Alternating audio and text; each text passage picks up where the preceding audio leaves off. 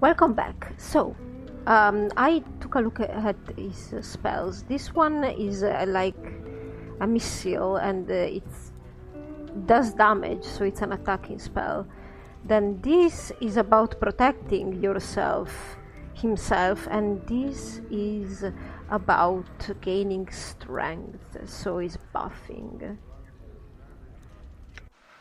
I was wondering, could I try and use this? I don't know. Wow! He also has dirt armor. Ceremonial dirt armor. It is fashioned of interlocking metal rings formed of the same substance that Dakon's blade is made of. Unlike the blade, however, it does not appear that the armor changes based on the mental state of the wielder. The armor is worn over a padded red tunic, and spiked bracers and shoulder pads have been added to give greater protection to the arms and upper body. It's similar to chainmail. It is lighter and more flexible, allowing him to wield his sword more effectively. Furthermore, it seems that when the sword and armor are used in tandem, the armor becomes even more fluid. Whether this is a unique property of Karak, or whether this is some magical effect of the two items, is unknown. Oh well.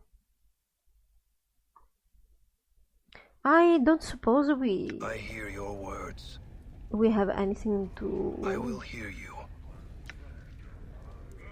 What is your will? Dakon turns to you, his eyes like polished coal. His blade mirrors his eyes for a moment as you address him, then he nods. What is your will?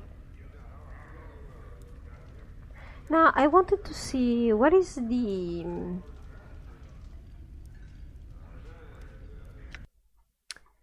I wanted to know, what is that biography thing?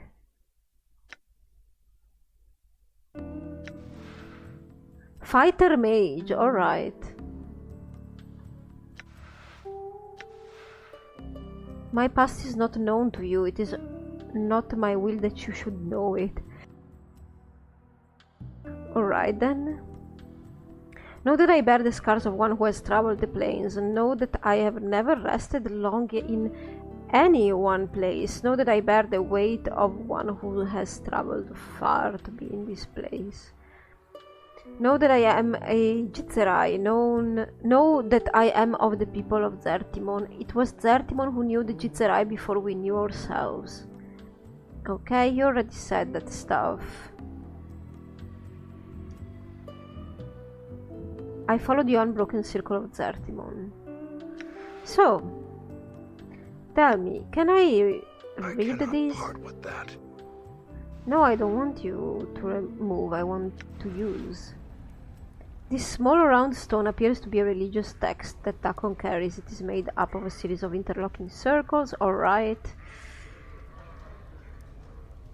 that fold out from one another. The complexity of the plates and the intricacy of their links prove the text was constructed by a master artisan. You can't figure out how to unlock the plates, however. Okay, so that was about it. I shall serve. What about Morte, though? What's up?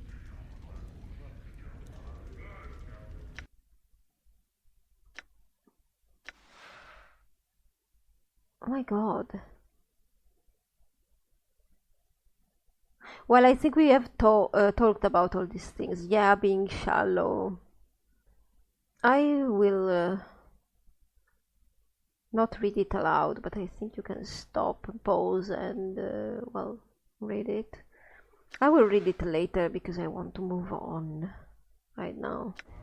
But I think it's all stuff that we have picked up already. What about ebb quickness? Actually, Morte? How do I see if they are encumbered or what?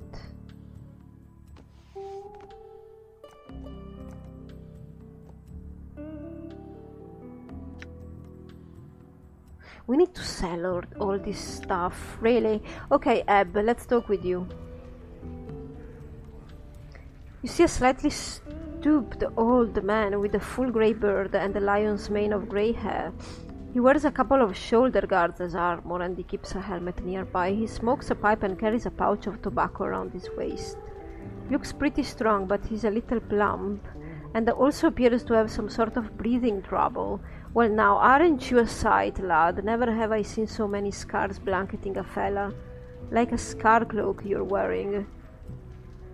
Where you been hanging out in a grain thrasher?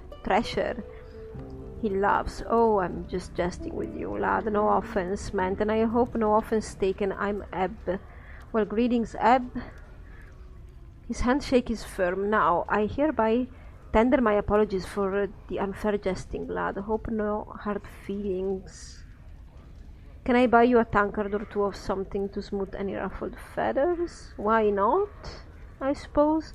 Well, of course I'm afraid of being drugged, but maybe we could have a drink. Somebody's gonna drug you, nameless one. That's the spirit, lad. By the moment, he rises to his feet and heads to the bar. After a moment, he returns to his seat with a pair of tankards. What about... We need 4 tankards. Well, 3. I don't think Morte will drink. Here you go, lad. Drink up. He takes a massive swallow from his own tankard, puffs on his pipe and says, what can old Ebb do for you on this fine sigil day? Questions. Oh, well, I gather that just to look at you. I mean, just to look at you. I mean, you don't... Today I'm not reading.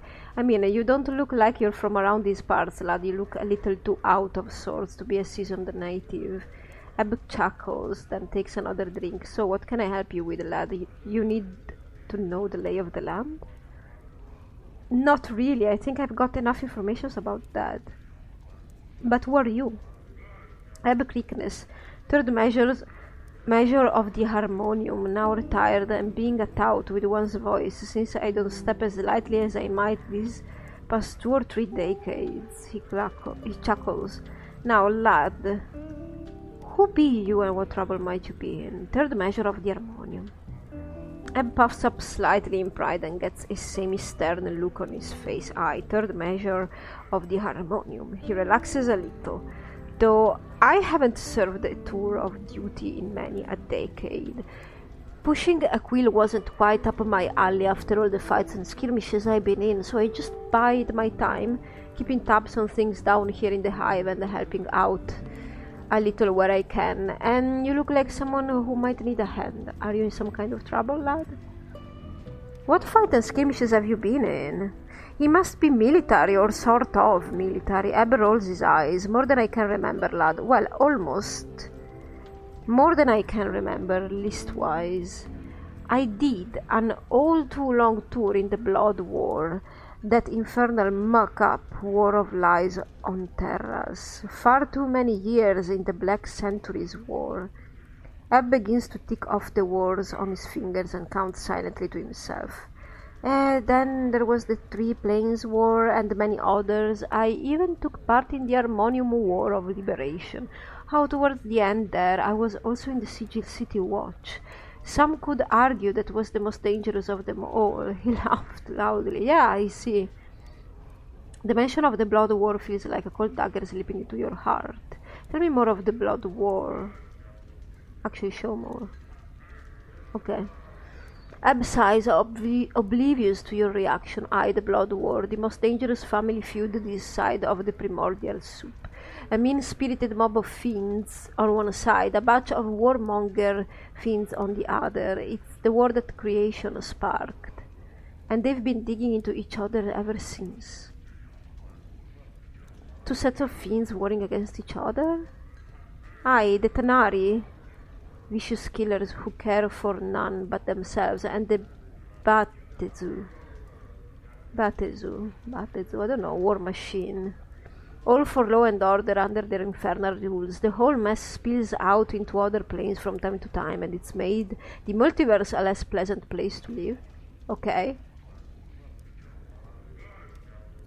What about Farod?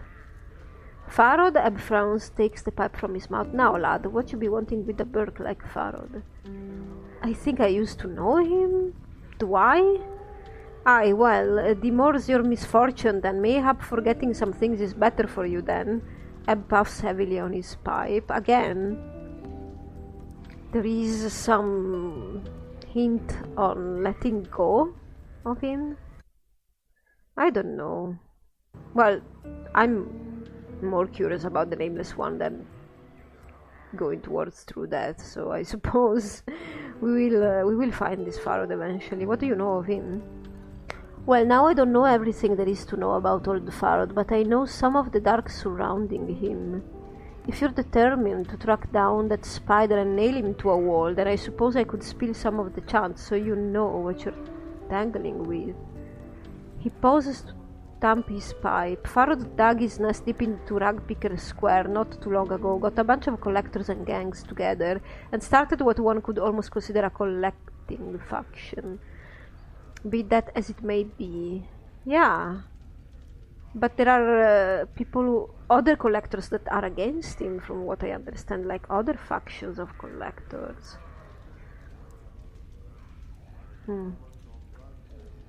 Where can I find him? Well, lad, if you're looking for Pharaoh, which I would say is pretty barmy of you, you're a little off the beaten path. You want to be finding Ragpicker Square.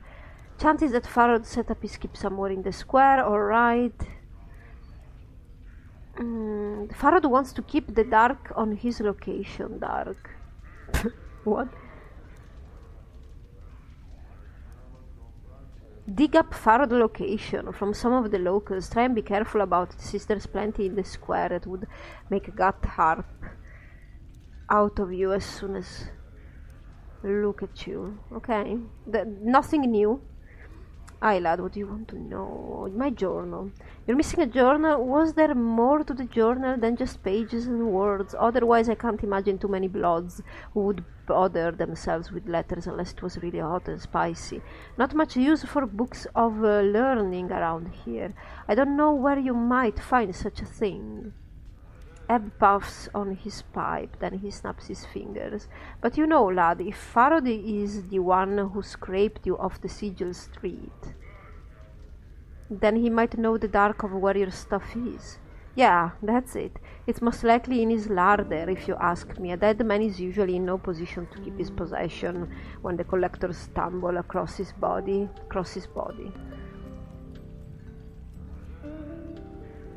I don't know everything there is to know about old Pharaoh, but I know some of the dark surrounding him. If you're determined to track down that spider... Okay, he's repeating.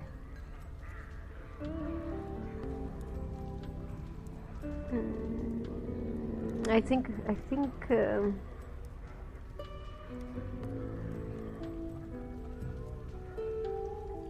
What's a tout? A tout is one that gives you informations, right?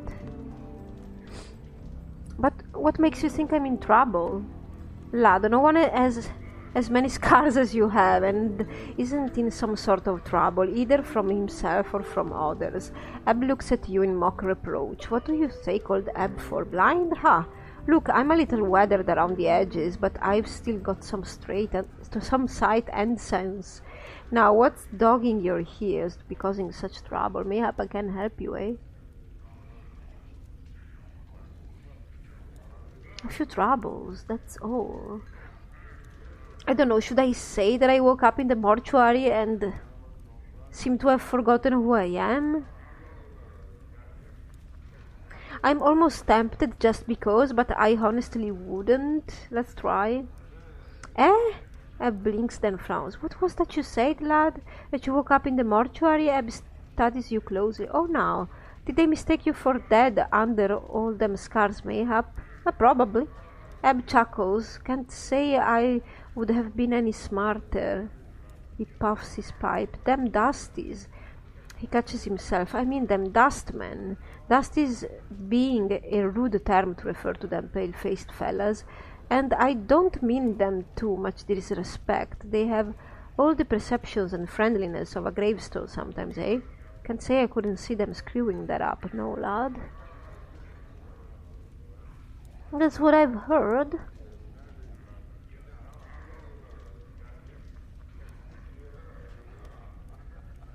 What is this place? You're in the smoldering corpse bar. Not a pretty place as some, but it's got its own homespun kind of a charm. Tell me about the other people. Well, you got O, who claims to be a letter instead of a person, some mercy killers waiting around for a criminal, pair of Abishai on furlough from the blood war, a Jitzerai over there who's been watching you from afar. Okay, I suppose it's Daco. Not too unusual, mind you, there are Piri cutters and Ale down there, a clueless kid whose breeches seem to be just a bit too tight. If you get my meaning... Oh, alright. If you're wanting information on the planes, talk to Kandrian Ilborn over there. He knows more than most I know. What about Ignas down there? Him? Oh no, corpse lad, no deader him, near as we can tell. All Ignas is still alive inside that little roast spit. Near as we can figure, anyway. Ab wrinkles his nose. He can smell damnably awful sometimes, too. Keeps me on the pipe to make sure it don't worm its way into my nose. It does, he chuckles. Yeah, I would think this place would smell bad. How did he get there? Ab takes a smoke from his pipe for a moment, as if deciding how to phrase his comment. Well, now, lad, Ignis had a smattering of problems, and some not slight wizardly magics to boot, and seldom do the two mix well. If you understand me, he liked to... Ab puffs on his pipes and smoke trails up. Well, he liked to burn things, and he started torching places and people, and generally making a bunch of trouble. So he's an arsonist. Well, now, most of this was going on in the Hive, and I'll be the first to admit that the Hive is not the first place the Harmonium goes to keep sigils low. Ab looks a little shamefaced. A failing on our part, since it may be the place where our presence is most needed. So, by the lady's reckoning, there was a little street-side justice in the wizardly community. A bunch of tea-leaf readers, hedge wizards, and midwife witches got together and managed to weave a spell that was kind of poetic justice. Ab gestures with his pipe at the figure. So now he sits there and burns. He's still alive, which I don't think they counted on. What about Sigil and its environs? Ab laughs loudly. You don't think small, do you? If you want to know what's outside the city, go talk to Kandrian Ilborn over there. He's the traveler of this place. As for the rest of it, well, I can tell you of the lady, the taboos, keys and portals, the way we keep track of time, the way the city's laid out. What was it that you wanted to know? Do you have any more to tell me about Lady Dabus and stuff? Lady, well, now, not many know much about her, lad, and I'm figuring even those that know more than a little don't know too much more. She's a mystery, she is, and even should you run across her, powers forbid. She's silent and deadly. She's not evil, far as I can tell, but she keeps the dark about herself, and Sigil pretty tight. No one's been able to penetrate it, and if they have, they've been mazed. Ah, like the woman that was screaming out in the marketplace. That everybody that tries to get to her, I don't know if she was referring to the lady, but people would get mazed in some way or another. Go on. Chances are you won't meet her unless you do something really bad, hurting a lot of people, killing a Dabus, challenging her rule, worshipping her. Even worshipping her, she hates that, we figure, or interfering with a Dabus work, which may as well be the lady's work. If you're lucky, just the mercy killers will come for you, but if she comes, you'll be dead as soon as her shadow falls on you. Shadow? Again. What about mazed? Aye, sometimes bloods will be packed off to a place where they can't do no harm. The lady see, she'll take a bit of sigil and make a little dimensional pocket out of it. A maze, she places those that have crossed the air in there and lets them rot. Ab puffs his pipe. Now, you can't escape getting mazed once the lady sets her gaze on you, lad. She'll get you eventually, no matter how hard you try and dodge her. You'll be walking down an alley, or about to step through a portal, or take a left turn down a street you've gone manifold times before, and suddenly you're someplace you don't recognize. Now, mazes aren't escape-proof. There's always a way out of each one, a portal the lady places there. You just have to figure out where it is and how to use it. What about the tabus? Those funny floating bloods that speak in symbols. Ab laughs. Quite a piece of work, eh? The tabus are kind of the lady's janitors and workmen, doing exactly what she wants. Make sure Sigil's running up to snuff, patching walls, tearing down old buildings, building new ones, setting up portals, sealing off others. So she controls all the portals, and on and on. I thought they were just casual, like this was the nature of Sigil, to have random tears in its space and time fabric. So they're a pretty neutral faring bunch, and you don't want to interfere with one or kill one, or you'll bring the lady's wrath down on you right quick. What about time? The way we measure time in Sigil is by the brightness of the sky. See, we haven't got a sun and moon like most worlds, we just got this everlasting haze that brightens and darkens at regular cycles. What most folks call midnight, we call anti-peak. What they call noon, we call peak. See, it's based on the peak and anti-peak of the brightness, so when someone says something about 5 hours past peak, that's what they mean. Okay. The layout? Well, let me wet my tongue. He takes a pull from his tankard. The city floats above an infinitely tall spire. The spire. It lies on its side like a discarded wagon wheel, but there is no spokes that connect it to the spire. It's divided into 6 wards, each of them with its own function. Right now, you're in the hive. I think the purpose of the hive is to be squalor to the rest of the city's grandeur. He laughs. Factions, philosophical clubs, or gangs if you prefer, divide up the running of the city between them. It's so back in the 90s. Like, Sigil reminds me of Salem from Battle Angel Alita. Back in the 90s, that was my favorite manga.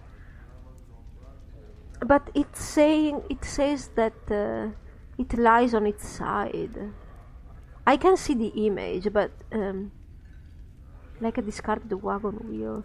I wonder where the spire ends or begins.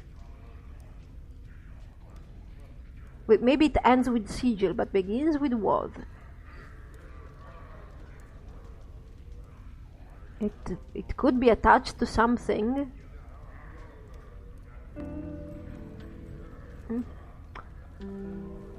Were you in a faction? Well, yes, kind of. Ab raises his hand as if to stop you and laughs slightly. Oh, now hold on, lad. Noah has been faction member. They say, and they're right, that once you're one of the Harmonium, you're Harmonium for life. We're the Bloods that try and make sure Sigil stays out of trouble. No rocking the spire, no folks getting too over-enthusiastic about hurting each other, keeping the city down to a low roar. We try and keep the peace, lad, and most times we do a decent job. Keys and portals. Sigil is called the City of Doors for a reason, lad. There's portals everywhere. Portals are, well, like doors that lead across the multiverse, except they don't look like doors. Instead, they can be any bounded space. Window, door, porthole, pothole, picture frame. Oh. Okay, anything. Waiting for just the right key to open it and take you someplace in the multiverse. Now, keys. Each portal has a key, you need to open it.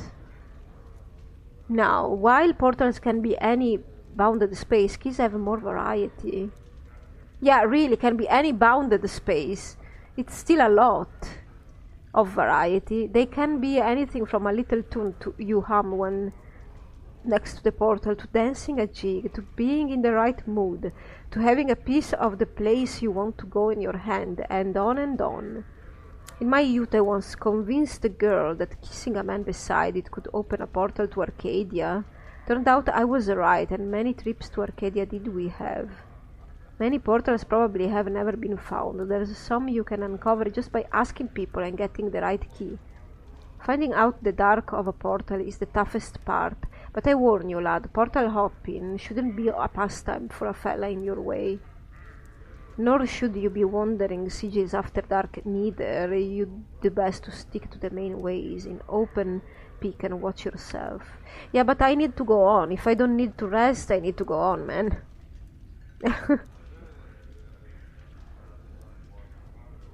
Maybe places you could recommend? Well, puffs on his pipe and studies you. This is perhaps the best keep you could have wandered into from the start. Judging by your tattoos, you might be partial to having designs on your body, in which case there's a tattoo salon. A little spireward from here. You want to stay away from the alley of dangerous angles. Well, thank you, if you can. Agnes torched that place not long ago, and ever since a bunch of bad bloods have set up their keep in that stretch of desert. Well, okay, let's leave him. Morte, why do I only have you? We all need to go. Ah, this guy's still there. Candren's still there. Hey, Drusilla. This is a woman with fading bruises on her face and arms, and a look of despairing longing in her sunken eyes. She might have been pretty once, but those days were long ago. She turns slowly to face you. Life pours into her features, and she sparks of sardonic light that dances in her eyes now makes. And this spark of sardonic light that dances in her eyes now makes you wonder if your eyes were deceiving you. Welcome to the smoldering corpse. What about you?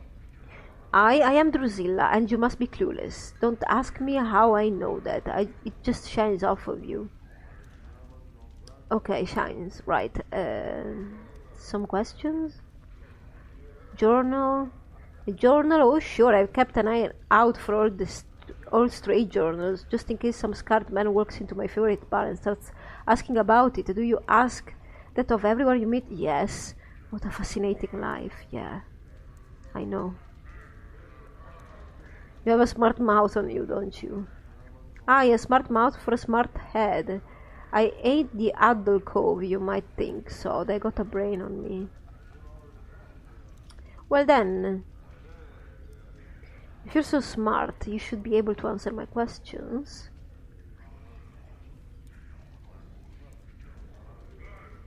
What about Farod? Farod, she snickers, the Collector King. You can probably find him and his stinking ilk in the trash warrens on the far side of the hive. Good luck in getting any answers from him. He's a sly devil, he is. So there are trash warrens, alright.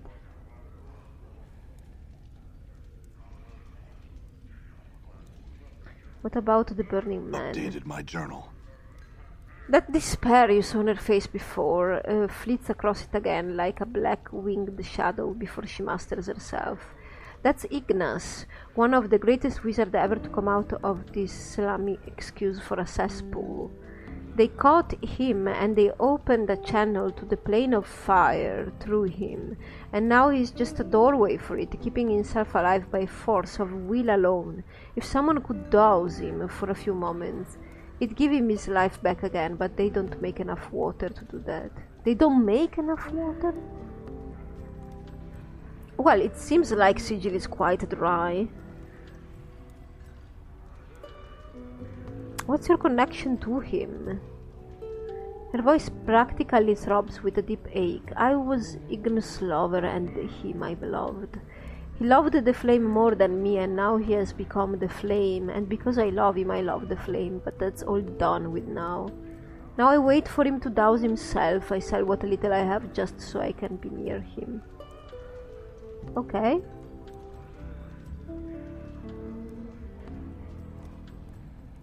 I don't know if she can add anything to this place, this smoldering corpse.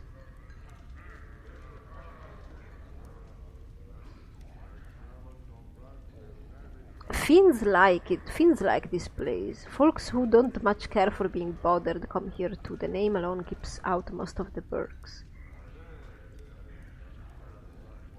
I think we are talking about... Oh well. Always this man. Alright. Makes sense. Maybe we could offer her a drink.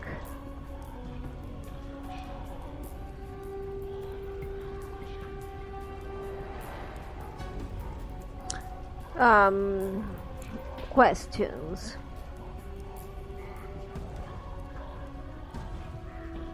I wanted to know about the other patrons from you. I cannot offer her anything. Nope. What about Barkis saying it's time for you to settle your tab? She jumps a little and her nervous tension becomes full-fledged anxiety. What are you going to do? Nothing yet. Ask you to go pay up. I don't really care about this, but I thought she had more...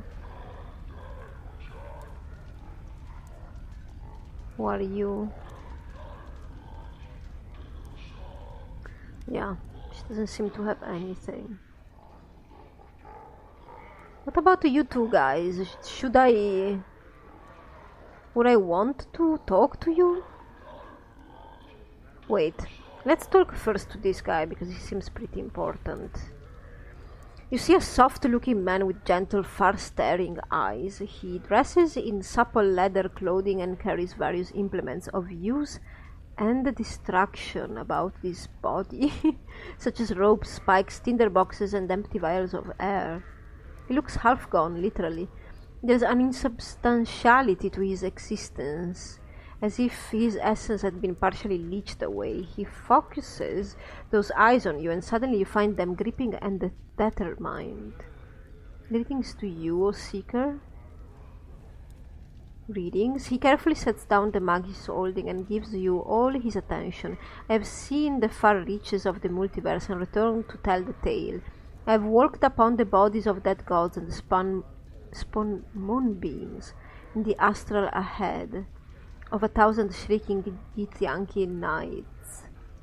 I have passed the edge of existence and watched my essence shiver away before me. What is it I can do for you? Questions? Tell me about you first.